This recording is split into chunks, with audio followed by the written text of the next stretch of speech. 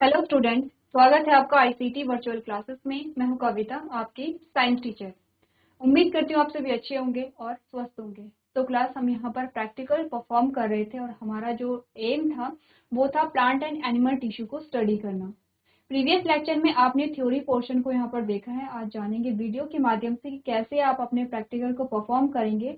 दोनों प्रकार के जो टिश्यू हैं, एनिमल टिश्यू और प्लांट टिश्यू, दोनों के आपके पास दो एग्जाम्पल आए हैं। दोनों की जो स्लाइड है उसे आप ऑब्जर्व करेंगे, देखेंगे कौन कौन से यहाँ पे स्ट्रक्चर मिलते हैं, क्या क्या फंक्शन इनका होता है। तो आइए स्टार्ट करते हैं। चलिए, तो सबसे पहले आपको अपने ऑब्जेक्टिव पता है, आपको करना क्या है, एनिमल एंड प्लांट टिश्यू को स्टडी करना है। ठीक है, एनिमल टिश्यू के भी दो एग्जाम्पल आपके पास आए हैं और प्लांट टिश्यू के भी दो एग्जाम्पल आए हैं। प्लांट टिश्यू में आपने पढ़ना है पैरेन्काइमा और स्क्लेरेन्काइमा को। दोनों की जो स्लाइड है वो आपने ऑब्जर्व करनी है। और एनिमल टिश्यू की बात करें तो आपने स्ट्राइटेड और मसल फाइबर, इन दो के आपने क्या करनी है, जो स्लाइड है वो ऑब्जर्व करनी है। सबसे पहले हमने डिस्कस किया था टिश्यू क्या है, व्हाट इज टिश्यू। तो आपने कहा कि टिश्यू क्या है, जो कोशिकाएं होती हैं उनका समूह होता है जो मिल करके एक पर्टिकुलर फंक्शन को, एक विशिष्ट कार्य को क्या कर रही हैं, परफॉर्म कर रही हैं। दो प्रकार के हमारे पास आए थे, plant tissue, animal tissue. Plant tissue के आपने दो भाग देखे हैं, मेरिस्टेमेटिक टिश्यू जिसे विभज्योतक ऊतक कहा आपने, ये फर्दर 3 पार्ट में डिवाइड हो रहा है, एपिकल, लेटरल और इंटरकैलरी। क्या है, इनके जो पोजीशन है वो अलग अलग होती है। फंक्शन क्या है इनका, जो पौधा है उसमें वृद्धि करना, प्लांट हाइट बढ़ेगी, यहाँ पर जो तना है तने की मोटाई यहाँ पर बढ़ेगी। ठीक है, क्योंकि इनमें क्या हो रहा है, डिवाइडिंग सेल्स हैं, डिवीजन कर रही हैं। दूसरा जो भाग है, दूसरा जो पार्ट है प्लांट टिश्यू का, that is permanent tissue. Permanent tissue में क्या है, आपको विभाजन देखने को नहीं मिलता है। विभाजन की जो प्रक्रिया है वो यहाँ पर बंद हो जाती है, क्योंकि आपने कहा जो मेरिस्टेमेटिक टिश्यू में जब विभाजित होने की क्षमता वो खो देते हैं, परमानेंट टिश्यू वहां पर बन जाते हैं। दो प्रकार के आपने पढ़े थे, सरल स्थायी ऊतक और जटिल स्थायी ऊतक। ठीक है, सरल स्थायी ऊतक फर्दर 3 पार्ट में डिवाइड हुए थे, पैरेन्काइमा, कोलेन्काइमा, स्क्लेरेन्काइमा। और इसी सरल स्थायी ऊतक को आपको पढ़ना है जिसमें आपने पैरेन्काइमा और स्क्लेरेन्काइमा को देखना है। तो ध्यान रखिए किसके प्रकार हैं, आपने कहा सरल स्थायी ऊतक के प्रकार हैं। ठीक है, दूसरा आपके पास आता है कॉम्प्लेक्स टिश्यू। कॉम्प्लेक्स टिश्यू यानी कि जटिल ऊतक या जटिल स्थायी ऊतक जिसे आप कहेंगे। आपने कहा दो प्रकार के हैं, जाइलम और फ्लोएम। प्रीवियस लेक्चर में हमने फंक्शन भी यहाँ पर क्या किए थे, डिस्कस किए थे। दूसरा हमारे पास आता है एनिमल टिश्यू। एनिमल टिश्यू आपने कहा 4 प्रकार के आपके पास आए थे। एपिथेलियल टिश्यू जिसका काम था प्रोटेक्शन बाय कवरिंग, कवरिंग बनाता है और लाइनिंग, दोनों बनाता है। प्रोटेक्शन प्रोवाइड कराता है, सिक्रीशन होगा यहाँ पर यानी कि श्रावण में मदद करेगा, या एब्जॉर्प्शन यानी कि अवशोषण में मदद करेगा। तो होता क्या है कि लोकेशन के अकॉर्डिंग जो ऊतक है उनके काम अलग अलग होंगे, इसीलिए आपको अलग अलग प्रकार के ऊतक यहाँ पर देखने को मिल रहे हैं एपिथेलियल टिश्यू के। दूसरा है मसल्स टिश्यू। काम क्या है, मूवमेंट और लोकोमोशन है। प्रकार क्या है, स्ट्राइटेड है, नॉन स्ट्राइटेड है और कार्डियक है। ठीक है, कार्डियक मसल कहाँ पे पाई जाती है अगर आपसे पूछा जाए, इसका आंसर आपको पता होना चाहिए। नेक्स्ट आपने कहा कनेक्टिव टिश्यू है, संयोजी ऊतक जिसे आप कहते हैं। काम क्या है, बाइंडिंग। ठीक है, बाइंड करना, जोड़ना, सपोर्ट प्रोवाइड कराना, ट्रांसपोर्ट यानी परिवहन करना। आपने कहा अगर बाइंडिंग की बात आती है तो आप टेंडन और लिगामेंट को याद रखेंगे, क्योंकि ये दोनों ही क्या कर रहे हैं, बाइंडिंग का काम कर रहे हैं। जैसे कि आपने कहा बोन को बोन से कनेक्ट लिगामेंट कर रहा है और बोन को मसल से कनेक्ट टेंडन कर रहा है, तो दोनों कनेक्ट का काम कर रहे हैं। ठीक है, सपोर्टिंग है। नेक्स्ट आपने कहा सपोर्ट कौन प्रोवाइड करा रहा है, अगर सपोर्ट की बात करें आपने कहा कार्टिलेज और बोन है, सपोर्ट प्रोवाइड कराएगा आपको, क्या देता है, जो आपका शरीर का एक ढांचा है वो किससे मिलकर के तैयार हो रहा है, बोन से मिलकर के तैयार हो रहा है। अगर आप बात करेंगे ट्रांसपोर्ट की, तो आपने कहा ट्रांसपोर्ट में ब्लड और लिम्फ का आप यहाँ पर नाम लिखेंगे। ठीक है, अब एरियोलर एडिपोज जो टिश्यू होते हैं ये क्या करते हैं, जो बॉडी है, बॉडी में क्या करेंगे, ऑयल का स्टोरेज करेंगे यानी कि संग्रह का कार्य करेंगे। नेक्स्ट आपके पास नर्वल टिश्यू आता है जिसमें आपने कंट्रोल और कोऑर्डिनेशन देखा। आपने कहा कि हमारी बॉडी में जो भी चीजें हैं, आपके जो ऑर्गन हैं वो आपस में कैसे सामंजस्य बिठा करके काम कर रहे हैं, क्योंकि हमने क्या कहा था, कोई भी एक काम अगर आप करेंगे तो सिर्फ एक ऑर्गन वहां पे शामिल नहीं होता, एक से ज्यादा होते हैं। जैसे कि अगर आप पढ़ रहे हैं, आपकी आंखें भी वहां पे इन्वॉल्व हैं। ठीक है, और आप पढ़ रहे हैं तो आपका जो मुंह है वो भी इन्वॉल्व है, आपका ब्रेन डायरेक्टली वहां पर इन्वॉल्व होता है। तो इस प्रकार से एक से ज्यादा अंग वहां पर मिल करके कार्य करेंगे, इसी को आप क्या कहते हैं, कोऑर्डिनेशन कहते हैं, जिसमें आप जो किसके द्वारा होगा, नर्वस टिश्यू के द्वारा होगा। चलिए, अब आपको जिन स्लाइड को स्टडी करना है उनके बारे में हमने बात की थी। आपने कहा था पैरेन्काइमा और स्क्लेरेन्काइमा दोनों को आप पढ़ेंगे। दोनों प्लांट टिश्यू हैं। कौन से प्रकार है, मेरिस्टेमेटिक है या परमानेंट है? आपने कहा ये है परमानेंट टिश्यू। कौन से परमानेंट टिश्यू है, सिंपल परमानेंट टिश्यू है, सरल स्थायी ऊतक है। दोनों के बारे में हमने बात की है। नेक्स्ट हमारे पास आते हैं एनिमल टिश्यू, जिसमें आप स्ट्राइटेड मसल फाइबर और नर्व टिश्यू के बारे में यहाँ पर बात करेंगे। सबसे पहले बात कर लेते हैं स्ट्राइटेड मसल सेल्स के बारे में। आपने कहा striated muscle cells are long and cylindrical fiber. कैसे होते हैं, लॉन्ग है, सिलिंड्रिकल फाइबर है। The fibers are enclose with in a membrane called sarcolemma. ठीक है, जो फाइबर होते हैं वो एक मेम्ब्रेन में क्लोज होते हैं, जिसे आप सार्कोलेमा कहते हैं। ये आपको सार्कोलेमा दिखाई गई है, ये मेम्ब्रेन है। ठीक है, और इसी मेम्ब्रेन के अंदर क्या है, आपको ये माइक्रोफाइब्रिल्स दिखाई दे रही हैं। ठीक है, These fibers are multinucleated। कैसे होते हैं ये फाइबर, इनमें एक से ज्यादा न्यूक्लियस प्रेजेंट होंगे, which means they have many nuclei। Each cell cytoplasm consists of many microfibrils। बहुत सारे माइक्रोफाइब्रिल्स यहाँ पर पाई जाती हैं। They are voluntary muscles। कैसी हैं, वॉलंट्री हैं। वॉलंट्री का मतलब क्या कहा था, ऐच्छिक कहा था। ऐच्छिक का मतलब क्या पढ़ा था, कि वो मसल्स जिनमें गति हमारी इच्छा के अनुसार हो रही है। ठीक है, वॉलंट्री और इनवॉलंट्री आपने बात की थी।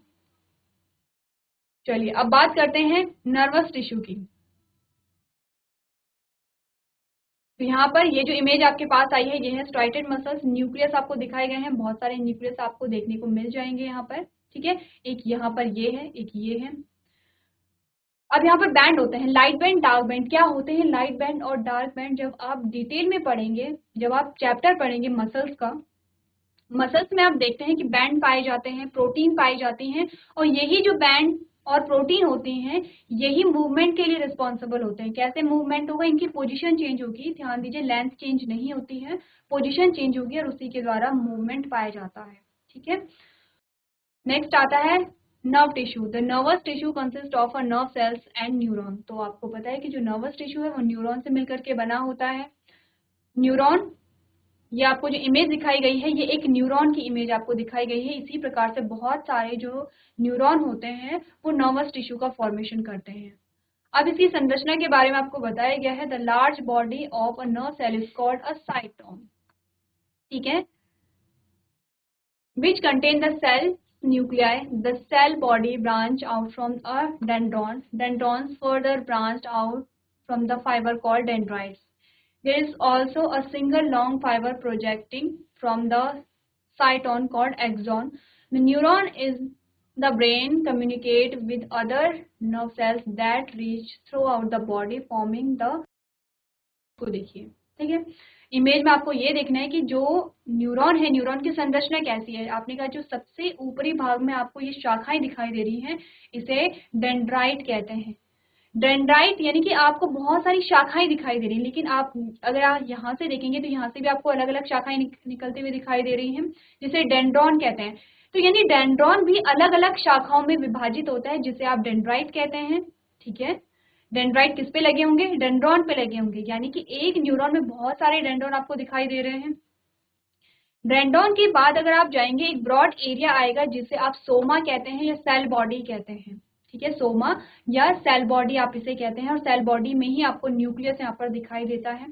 उसके बाद आपको एक लंबी जो चेन नुमा संरचना दिखाई दे रही है, वो है एक्सॉन। और एक्सॉन एक शीट, एक कवरिंग के द्वारा कवर होती है, जिसे माइलिन शीट आप कहते हैं। ठीक है, माइलिन शीट के बाद आपको ये जो न्यूरॉन है इसकी एंडिंग आती है, यानी कि लास्ट वाला पोर्शन आता है, जिसे आप एक्सॉन टर्मिनल बटन कहते हैं। तो आपने स्ट्रक्चर को देख लिया है। दोनों प्रकार के आपने क्या देखे हैं, यहाँ पर टिश्यू देखे हैं। दोनों प्रकार के टिश्यू आप देख सकते हैं, काफी क्या है यहाँ पर डिफरेंस है, दोनों के काम में भी डिफरेंस है। क्योंकि जहाँ मसल्स यहाँ पर मूवमेंट में काम कर रही है, वहाँ जो न्यूरॉन है वो यहाँ पर सिग्नल को पास करने के लिए और रिसीव करने के लिए यहाँ पर प्रेजेंट होता है। तो इतनी बात क्लियर है आप सबको, थ्योरी हमने अच्छे से देख ली है। चलिए, तो देख लेते हैं कि आपको प्रैक्टिकल परफॉर्म करने के लिए क्या क्या मटेरियल रिक्वायर्ड है। आपने कहा आप यहाँ पर प्लांट लेंगे, ऑर्चिड का प्लांट हो गया और हिबिस्कस का प्लांट हो गया, ठीक है। उसके बाद आपको रियल लाइफ प्रोसीजर देखने को मिलेगा जो हम देखेंगे वीडियो के माध्यम से, और सिमुलेटेड प्रोसीजर हम देखेंगे सिमुलेटर पे, ठीक है। चलिए, तो आपको क्या क्या ऑब्जर्व करना है वो आपको यहाँ पर दिखाया गया है। इस टेबल में आपको कुछ प्रॉपर्टी दिखाई गई है जो दोनों में आप क्या करेंगे, दोनों का डिफरेंस देखेंगे। जैसे कि वेनेशन क्या है, वेनेशन क्या होता है, आपने कहा कि जो यहाँ पर जो लीफ होती हैं, जो पत्तियां होती हैं, उनमें आपने जो विन्यास देखा है शिराओं का, उसे आप शिरा विन्यास कहते हैं। लीफ देखेंगे किस प्रकार की है, रूट है, स्टेम और फ्लावर है। ये बात क्लियर है। सबसे पहले एनिमेशन का यूज हम यहाँ पर करेंगे। Plant and animal tissues. Parenchyma tissue. सबसे पहले हम बात करेंगे पैरेन्काइमा टिश्यू के बारे में। मैं एक बार फिर से रिपीट कर देती हूँ, पैरेन्काइमा टिश्यू क्या है। जो सरल स्थायी ऊतक है उसका प्रकार है पैरेन्काइमा टिश्यू, ठीक है। देख लेते हैं कि पैरेन्काइमा टिश्यू में आपको क्या क्या स्ट्रक्चर देखने को मिलते हैं। Materials required. Prepared slide of parenchyma tissue and a compound microscope. अब आपको यहाँ पे जो मटेरियल रिक्वायर्ड है वो ये है कि एक आपके पास क्या है, प्रिपेयर्ड स्लाइड हो, यानी कि एक ऐसी स्लाइड जिसमें ऑलरेडी पैरेन्काइमा टिश्यू हो, उसकी स्लाइड बनी हो, और माइक्रोस्कोप जिससे कि आपको ऑब्जर्व करना है अपनी स्लाइड को। Procedure. Place the prepared slide of parenchyma tissue on the stage of the compound microscope. Observe the features of the parenchyma tissue through the lens of the compound microscope. Observation. All cells are isodiametric in shape, which means the cells have the same length and width. अब जब आपने parenchyma cell थी, उन्हें आपने क्या किया, जब microscope में ऑब्जर्व किया तो कुछ ऐसी संरचना आपको देखने को मिलेगी, ठीक है। क्या क्या चीजें आपको देखने को मिल रही है, देखिए। आपने कहा ये जो सेल है, सबसे पहले जो सेल है वो क्या है, इन सेल्स के बीच में क्या है, रिक्त स्थान है, जिसे आपने इंटरसेलुलर स्पेस कहा है। फिर आपने यहाँ पे न्यूक्लियस देख रहे हैं, हर एक सेल में क्या है, न्यूक्लियस प्रेजेंट है। इसके अलावा आपको बीच में एक बड़ा सा वैक्यूल दिखाई दे रहा है, ठीक है। हर एक सेल के बीच में जो आपको खाली स्थान दिखाई दे रहा है, यह है वैक्यूल, यह है पैरेन्काइमा, ठीक है। The cells in the tissue are loosely packed with large intercellular spaces between each cell. The cells contain cytoplasm and a nucleus and are surrounded by a cell wall. Each cell has a vacuole in the center. And are surrounded by a cell wall. Each cell has a vacuole in the center.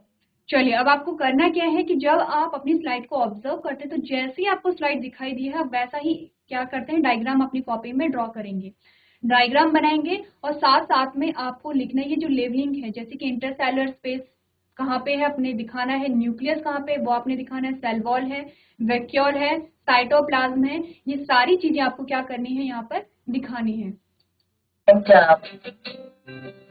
Inference.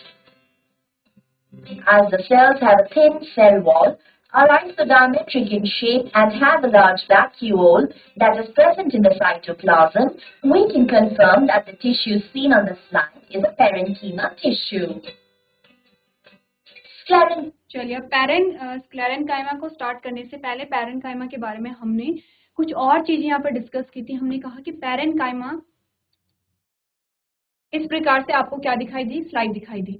आपने कहा कि ये जो intercellular space है, अगर ये बहुत ज्यादा यहाँ पर बढ़ जाते हैं तो पैरेन्काइमा को आपने क्या कहा, एरेन्काइमा कहा, ठीक है। एरेन्काइमा कहाँ पे पाए जाएंगे, जो एक्वेटिक प्लांट है, जो जलीय पौधे हैं, उनमें पाए जाएंगे, और हेल्प किस लिए कर रहे हैं, उनको फ्लोट करने में, तैरने में मदद कर रहे हैं। पैरेन्काइमा है तो पैरेन्काइमा किस में हेल्प करेगा, क्योंकि यहाँ पर बहुत बड़े बड़े आपको वैक्यूल दिखाई दे रहे हैं, तो ये क्या करेंगे, संग्रह करने में मदद करते हैं। इसके अलावा आपको जो पैरेन्काइमा है वो ग्रीन कलर के दिखाई दे रहे हैं, इसका मतलब यहाँ पे क्लोरोफिल का क्या हुआ है, स्टोरेज हुआ है।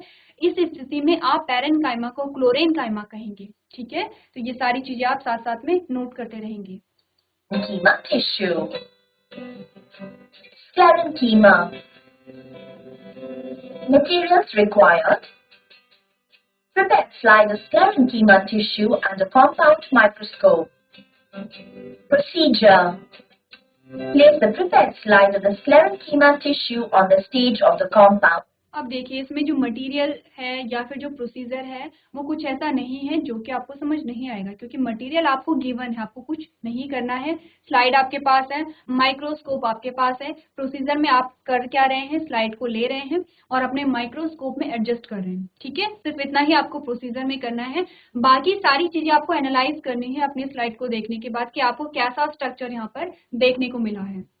Microscope. Observe the features of the sclerenchyma tissue through the lens of the compound microscope. Observation. Sclerenchyma tissue consists of thick-walled dead cells.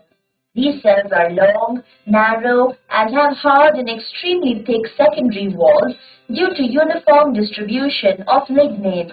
There are no intercellular spaces between the cells in the sclerenchyma tissue. The cell contains little or no protoplasm. Nucleus is absent in the cell. The cell contains empty vacuoles that are called lumen. अब देखिए आपको कितनी सारी चीजें यहाँ पर बताई गई हैं स्क्लेरेनकाइमा के बारे में। सबसे पहले आपको ये बताया गया है कि यहाँ पर इंटरसेलुलर स्पेस नहीं है, अंतरकोशिकीय स्थान आपको देखने को नहीं मिला है। ठीक है, कॉम्पैक्टली क्या है, ये एक दूसरे से अटैच है और यहाँ पर क्या पाया जाता है, लिग्निन की लेयर पाई जाती है कि जो कि क्या करती है, इन्हें बहुत स्ट्रॉन्ग बनाती है। दूसरा आपने क्या कहा कि यहाँ पर न्यूक्लियस आपको नहीं दिखाई दे रहे, कहीं पे किसी भी सेल में आपको न्यूक्लियस नहीं दिखाई दे रहा है। सेल वॉल कैसी है, ठीक है, ये देखिए ये जो आपको सेल वॉल दिखाई दे रही कैसी है, सेल वॉल ठीक है। दूसरा आपने क्या कहा कि जो यहाँ पर वैक्यूल है, वैक्यूल एम्प्टी है, खाली है वैक्यूल। वैसे तो वैक्यूल का काम होता क्या है, स्टोरेज करना, लेकिन यहाँ पर वैक्यूल खाली होंगे जिसे आप ल्यूमेन कह रहे हैं। ठीक है, ये बात क्लियर है। Cell contains and little protoplasm. We can confirm that the tissue seen on the slide is a sclerenchyma tissue. Striated muscle. चलिए ये तो बात हुई किसकी, प्लांट टिश्यू के बारे में। अब हम बात करेंगे एनिमल टिश्यू के बारे में। ठीक है, यहाँ से एनिमल टिश्यू स्टार्ट हो जाते हैं जिसमें स्ट्राइटेड मसल्स के सबसे पहले हम यहाँ पर बात करेंगे। Materials required. Prepare slide of striated muscle tissue and a compound देखिए यहाँ पर मटेरियल आपको क्या है, जिस भी टिश्यू के बारे में आपने स्टडी करना है उसकी स्लाइड और माइक्रोस्कोप ही यहाँ पर क्या है आपके पास मटेरियल है। प्रोसीजर सेम है, आपको क्या करना है, अपनी स्लाइड को फिक्स करना है। तो आप क्या करेंगे, सब चीजों में सारी जो स्लाइड है उसमें प्रोसीजर आप सेम ही यहाँ पर देख रहे हैं। Microscope. Procedure. Place the prepared slide of striated muscle tissue on the stage of the compound microscope. Observe the features of the striated muscle tissues through the lens of the compound microscope.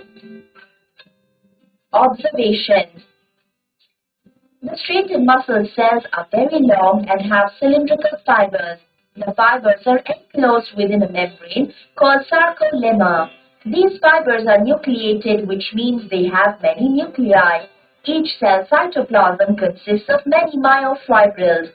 Each myofibril contains alternate light and dark bands, giving a striated appearance to the fibers. Inference. The presence of long cylindrical fibers that are multinucleated and the presence of many myofibrils confirms that the cells seen on the slide are striated muscle cells. चलिए अब striated muscle sales के बारे में सबसे पहले आपने क्या कहा, लॉन्ग है, लंबे आपको दिखाई दे रहे हैं, सिलिंड्रिकल आपको दिखाई दे रहे हैं और न्यूक्लियस आपको एक से ज्यादा दिखाई दे रहे हैं। ठीक है, फिर आपने कहा कि यहाँ पर ये जो आपके पास स्ट्राइटेड मसल्स आती हैं वो एक लेयर के द्वारा कवर होती हैं जिसे आप सार्कोलेमा कहते हैं। ठीक है, इसके अलावा आपके पास बहुत सारी क्या है, मायोफाइब्रिल्स आती हैं और इसी के साथ लाइट बैंड और डार्क बैंड आपके पास आते हैं। जो व्हाइट में आपको दिखाई दे रहे हैं वो लाइट बैंड है और जो आपको ब्राउन कलर में दिखाई दे रहे हैं वो आपके डार्क बैंड है। ठीक है, इतनी बात क्लियर है। Nervous tissues. चलिए अब बात आती है नर्वस टिश्यू की। देखते हैं नर्वस टिश्यू की संरचना किस प्रकार है, फंक्शन क्या क्या है इनके, ये हम डिस्कस कर चुके हैं जब हम टेबल को यहाँ पर डिस्कस कर रहे थे। Materials required. Prepared slide of nerve tissue and a compound microscope. Procedure. Place the prepared slide of the nerve tissue on the stage of the compound microscope. Observe the features of the nerve tissues through the lens of the compound microscope. Observation. The large body of the neuron is called the soma, which contains the cell's nucleus. The cell body branches out to form the dendrins. These dendrins further branch out to form fibers of different lines called dendrites. There is also a single long fiber projecting from the cell body called the axon. The axon is covered by the myelin sheath. Inference. चलिए, तो basically आपको करना क्या है, जो tissue है, tissue का structure किस प्रकार से होता है वो आपको यहाँ पर देखना है। ये जो इमेजेस हैं ये आपको जब आप थ्योरी पढ़ते हैं तब भी आप देखते हैं। आपको करना सीखना क्या है यहाँ पर, एक तो आप देखेंगे एक्चुअल में, क्योंकि जो आप देख रहे हैं अभी तक आपने बुक में इमेजेस देखी हैं और जो आप स्टडी कर रहे हैं, जो आप यहाँ पर स्लाइड में देख रहे हैं, वो क्या है, आपको एक्चुअल इमेजेस दिखाई गई हैं। जैसे कि अगर आप नर्वस टिश्यू की स्लाइड को स्टडी कर रहे हैं तो वो आपके पास एक्चुअल इमेज वहाँ पर आती है, तो आप देख पाएंगे कि आपको इमेज में कैसा दिखाई गया, एक्चुअल स्लाइड में आपको किस प्रकार से दिखाई दे रहा है। इसी के साथ आप सीखते हैं कि स्लाइड को कैसे आप एडजस्ट करेंगे। और आपके पास जब आप हायर क्लासेस में जाते हैं तो आपके पास आते हैं स्पॉटिंग। उसमें होता क्या है, आपको स्लाइड ऐसी दी जाती है, ठीक है, फिक्स करके दी जाती हैं और आपको बहुत कम टाइम दिया जाता है, 1 या 2 मिनट का टाइम दिया जाता है। अब आपको देखना है, आप ऑब्जर्व करेंगे अपनी स्लाइड को और उसके बारे में आपने क्या करना है, जो यहाँ पर इमेज है, जो डायग्राम है वो आप ड्रॉ करेंगे और उसके बारे में कम से कम 6 से 7 कमेंट आपको लिखने की। ये जो स्लाइड है ये किस चीज़ की स्लाइड है, क्या फंक्शन होता है, कहाँ पाया जाता है, कैसा स्ट्रक्चर है, जो भी आपको कमेंट है वो आप वहाँ पर क्या करेंगे, लिखेंगे। तो इसी प्रकार से आप क्या करेंगे, जब आपको प्रिपेयर्ड स्लाइड दी जाती हैं तो ज़्यादातर आपको जो स्पॉटिंग है उसके लिए आपको प्रिपेयर यहाँ पर किया जाता है। तो देखिए आपके पास क्या क्या यहाँ पर जो स्ट्रक्चर है वो आए हैं और क्या क्या लेबलिंग है वो भी आप यहाँ पर ध्यान देंगे। Presence of cells with a large cell body, one prominent nucleus, dendrins and a large axon confirms the tissue seen on the slide is nerve tissue. चलिए, ये तो आपने देखा है एनिमेशन के थ्रू, अब वीडियो के माध्यम से जानते हैं।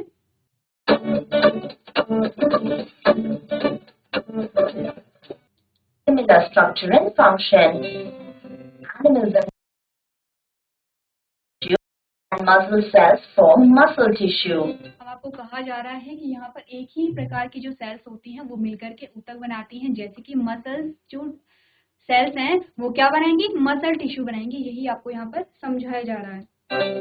Different types of tissues have distinctive architectures that are well suited for what they do. Parenchyma and sclerenchyma tissues are found in plants, whereas striated muscle fibers and nerve tissues are found in animals.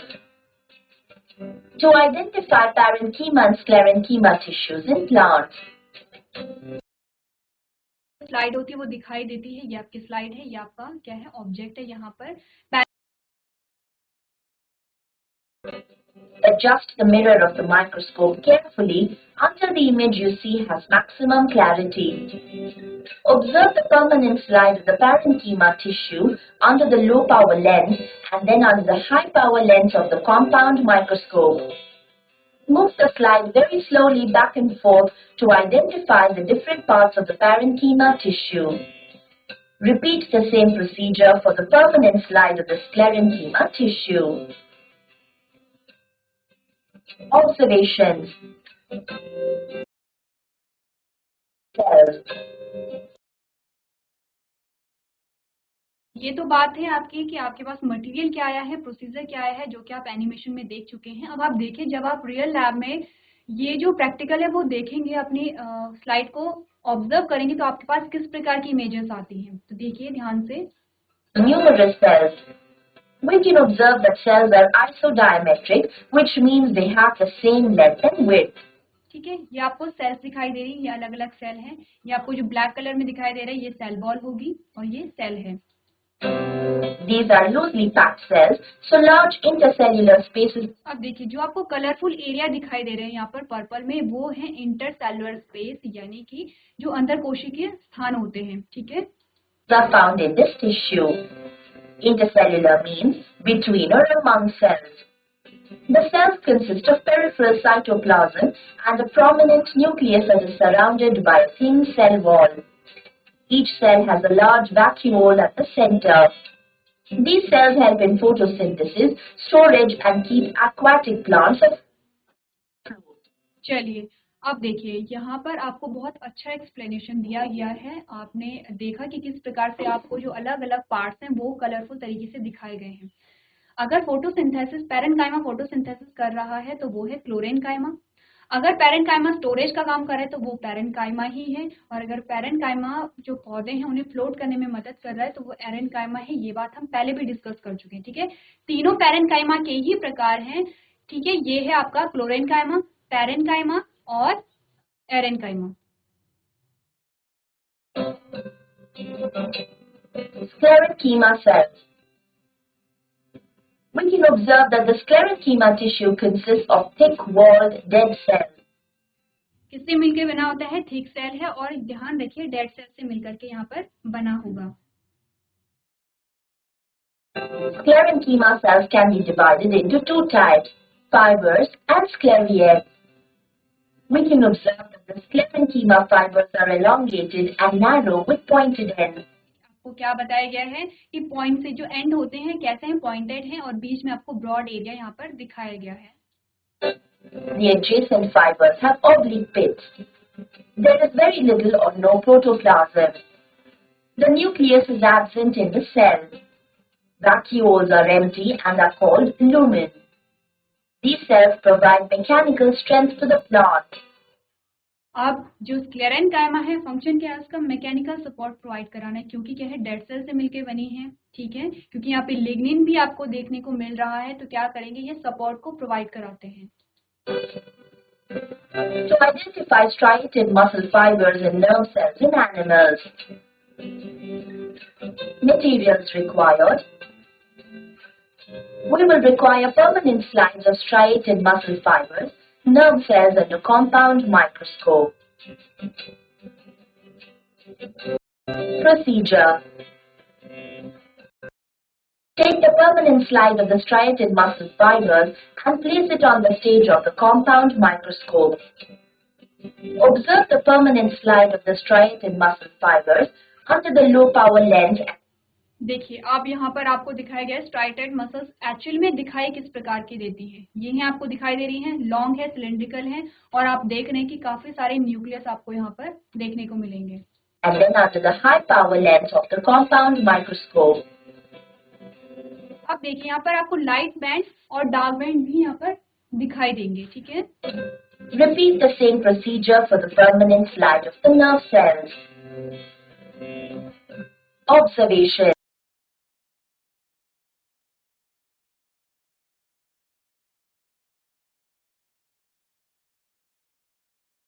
Nucleus है, ठीक है। बहुत सारे nucleus आपको दिखाई दे रहे होंगे। That is having more than one nucleus, and these nuclei are situated towards the periphery. Each fiber has many myofibrils and देखिए अब यहाँ पर आपको क्या है, जो स्ट्राइटेड मसल्स है इसके अंदर बहुत सारे मायोफाइब्रिल्स हैं, ठीक है। इस प्रकार से आप देख रहे हैं मायोफाइब्रिल्स भरे हुए हैं। जब आप डीप में पढ़ेंगे, पूरा चैप्टर पढ़ेंगे, आपके पास 11th-12th में चैप्टर होगा, उसमें आप क्या देखेंगे? मायोफाइब्रिल्स की इंटरनल जो स्ट्रक्चर है वो भी आप वहां पर स्टडी करेंगे, तभी आप जान पाएंगे कि मूवमेंट किस प्रकार से हो रहा है, ठीक है। embedded in the cytoplasm. Myofibrils are small, thread-like fibers that run through each muscle fiber.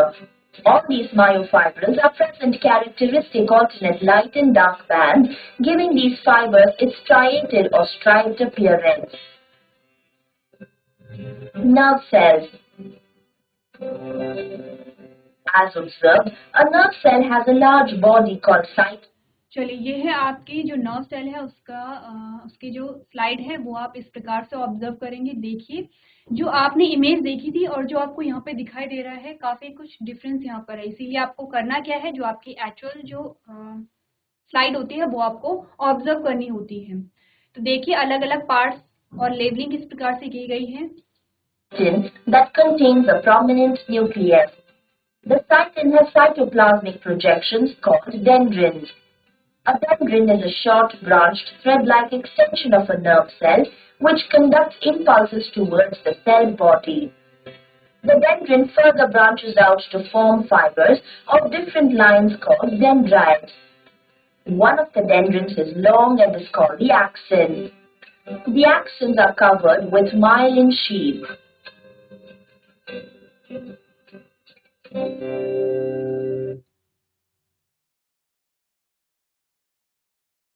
चलिए, तो क्लास आज आपने देखा कि जो टिश्यू है आपके पास एनिमल और प्लांट टिश्यू, आपने अलग अलग स्लाइड को ऑब्जर्व किया और देखा कैसे वो आप जो स्लाइड है उसे स्टडी करेंगे, कैसे आप लेबलिंग करेंगे और किस प्रकार से आप वहाँ पर डायग्राम को ड्रॉ करेंगे। तो आज के सेशन में हम इतना ही करेंगे। अभी तक क्लास में बने रहने के लिए आपका धन्यवाद।